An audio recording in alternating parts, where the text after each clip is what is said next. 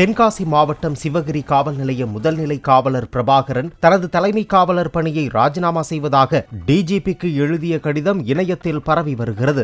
M-sand மற்றும் ஜல்லி ஏற்றிய விதிமீறல் வாகனங்களை பிடித்துக் கொடுத்த நிலையில் அதை விடுவித்த உயரதிகாரிகள் தன்னை தரம் தாழ்ந்து பேசுவதாக குற்றம் சாட்டியுள்ளார். அனைத்து ஆதாரங்களும் தன்னிடம் உள்ளதாகவும் முதன்மை காவலர் பிரபாகரன் கூறியுள்ளார். நான் பிடிச்சிட்டு வந்த வண்டியை என்னை மிரட்டி வண்டியை தூக்கிட்டு போயிருக்காங்க. அது எனக்கு கோபமாக இருந்ததுனால நான் ஸ்டேஷனில் வந்து பெட்டிஷனே கொடுத்துட்டேன். எனக்கு இந்த வேலை வேண்டாம், இவங்க மேலே நடவடிக்கை எடுக்காத பட்சத்தில் எனக்கு வேலை வேண்டாம் அப்படின்னு சொல்லி நான் பெட்டிஷனே கொடுத்துட்டேன்.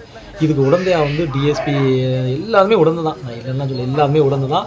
அவங்க மேலெல்லாம் கண்டிப்பாக நடவடிக்கை எடுக்கணும், அவங்களாம் நடவடிக்கை எடுக்கணும். அது மட்டும் இல்லாமல் போலீஸ் வந்து ரொம்ப கேவலமாக கீழ்த்தனமாக பேசினாங்க. போலீஸ்லாம் ஞாபகம் வச்சுக்கோங்க, நீங்கள் வந்து வேலை தான் பார்க்கிங்க, போலீஸ் வேலை தான் பார்க்கிங்க, நீங்கள் வந்து அடிமை கிடையாது, சரிங்களா? அதே மாதிரி நீங்கள் வந்து கை நீட்டி யார்ட்டையும் காசு வாங்க மாட்டீங்க. ஆனால் அதிகாரிகள் அப்படி இல்லை, கையை நீட்டாமல் லட்சக்கணக்கில் அக்கௌண்ட்டில் வாங்குறாங்க.